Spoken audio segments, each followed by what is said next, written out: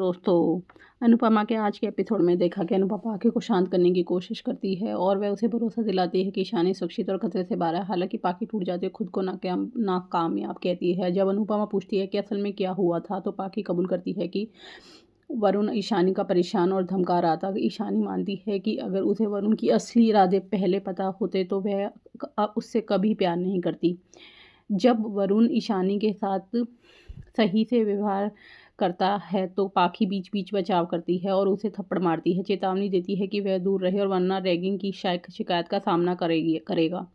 वह उसके दोस्तों को भी दूर बनाए रखने के लिए चेतावनी देती है। ईशानी के सदमे के लिए खुद को दोषी मानते हुए पाखी अनुपमा से कहती है कि वरुण ईशानी को ब्लैकमेल कर रहा है, वह उसे रोकने के लिए पैसे देने की योजना बना रही है। अनुपमा उसे सख्ती से रोकती है और समझाती है कि उसे पैसे देने की से उसकी शक्ति और बढ़ेगी। जब पाखी मार्गदर्शन मांगती है तो वह कहती है कि अनुपमा उसे सलाह देती है कि वह मजबूती से खड़ी रहे और वरुण को एक सबक सिखाए ताकि वह ईशानी और अन्य लड़कियों को ऐसे पुरुषों से बचा सके। बाद में पाखी और अनुपमा ईशानी से मिलने जाती है।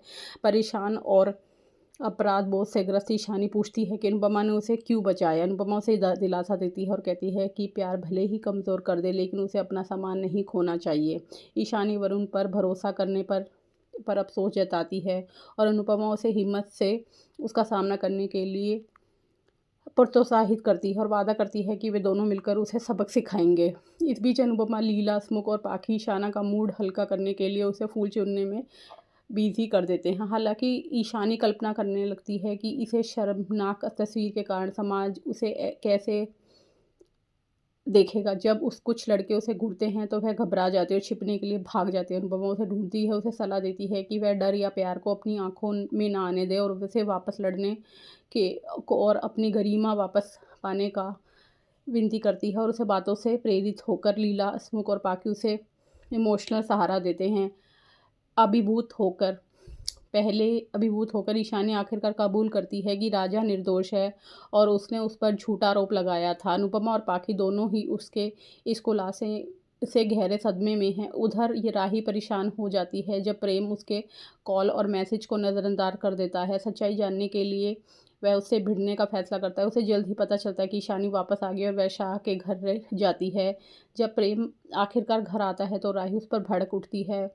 उसे इस बात का दुख होता है कि जब उसे उसकी ज़रूरत थी तब वह उसके साथ नहीं था। हालांकि प्रेम माफ़ी मांगता है, राही को लगता है कि वह कुछ छुपा रहा है और उसके इनकार के बावजूद उसका शक बना रहता है। शाह के घर वापस आकर अनुपमा परी को बताती कि ईशाना ने राजा की बेगुनाही स्वीकार कर ली है। हालांकि परी ईशाना या राजा पर भरोसा करने से इनकार कर देती है, उन पर उसे धोखा देने और उसके पीठ पीछे साथ समय बिताने का आरोप लगाती है।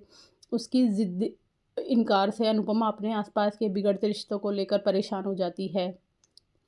अब आगे के एपिसोड में अनुपमा के आगे के एपिसोड देखने के लिए हमारे चैनल को लाइक और सब्सक्राइब कीजिए।